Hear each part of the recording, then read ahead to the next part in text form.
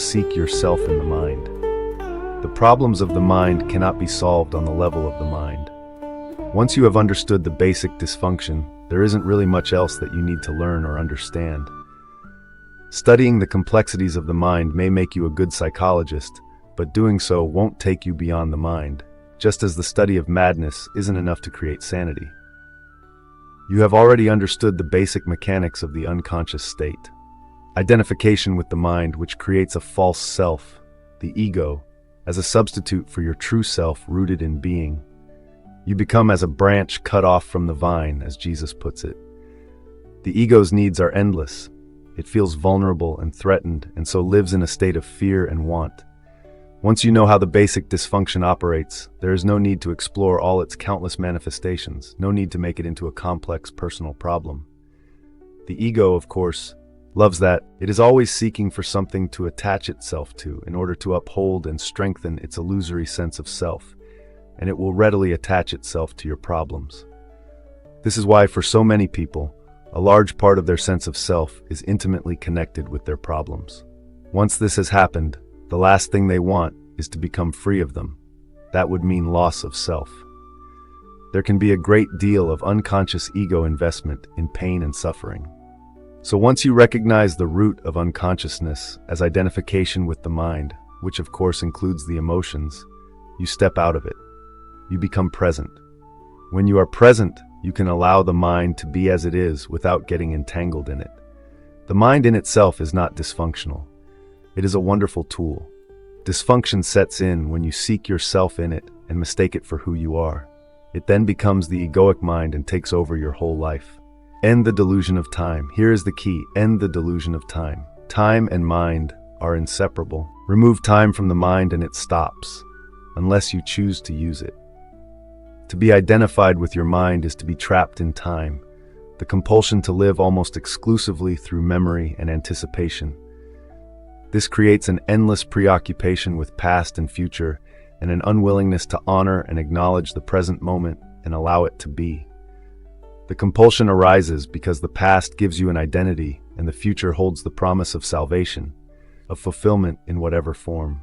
Both are illusions, but without a sense of time, how would we function in this world? There would be no goals to strive toward anymore. I wouldn't even know who I am because my past makes me who I am today.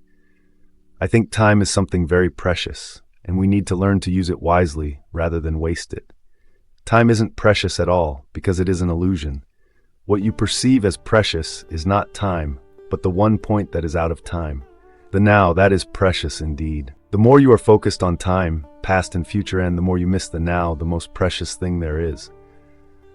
Why is it the most precious thing? Firstly, because it is the only thing.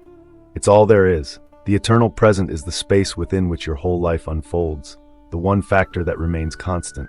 Life is now. There was never a time when your life was not now, nor will there ever be. Secondly, the now is the only point that can take you beyond the limited confines of the mind. It is your only point of access into the timeless and formless realm of being.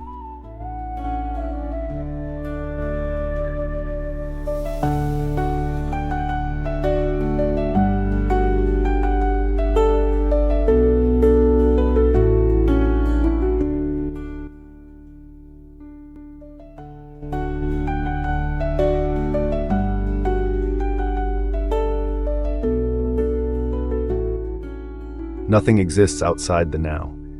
Have you ever experienced, done, thought, or felt anything outside the now? Do you think you ever will? Is it possible for anything to happen or be outside the now? The answer is obvious, is it not? Nothing ever happened in the past, it happened in the now. Nothing will ever happen in the future, it will happen in the now. What you think of as the past is a memory trace stored in the mind of a former now. When you remember the past, you reactivate a memory trace, and you do so now. The future is an imagined now, a projection of the mind. When the future comes, it comes as the now. When you think about the future, you do it now.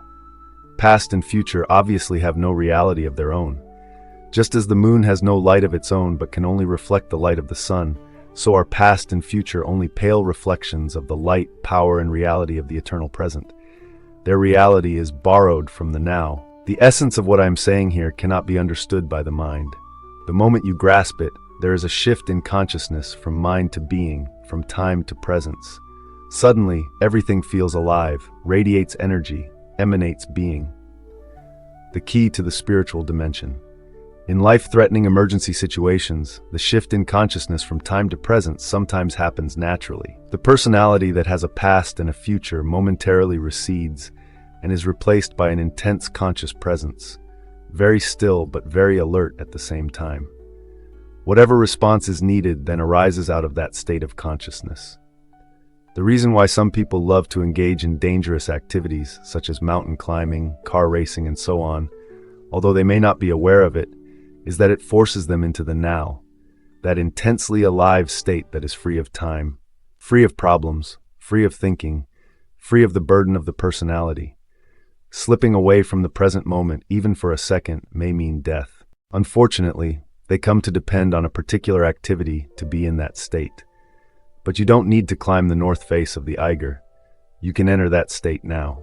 Since ancient times, spiritual masters of all traditions have pointed to the now as the key to the spiritual dimension. Despite this, it seems to have remained a secret. It is certainly not taught in churches and temples. If you go to a church, you may hear readings from the Gospels such as, "Take no thought for the morrow shall take thought for the things of itself," or "Nobody who puts his hands to the plow and looks back is fit for the kingdom of God."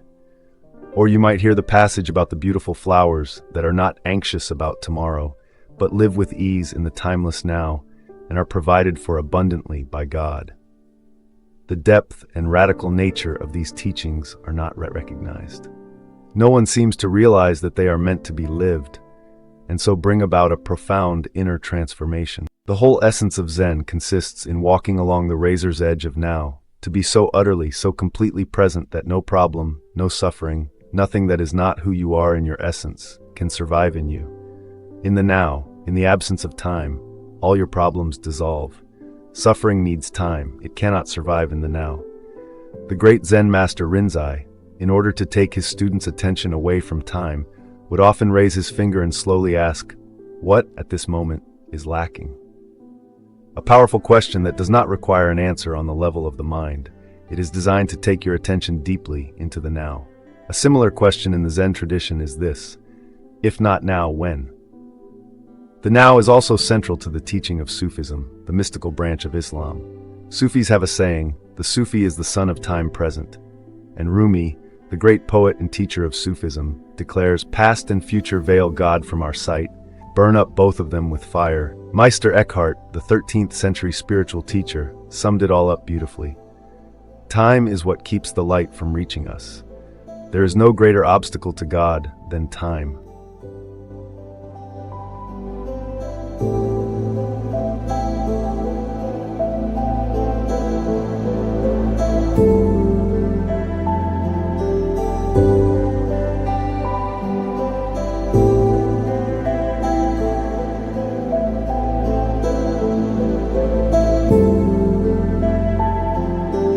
you.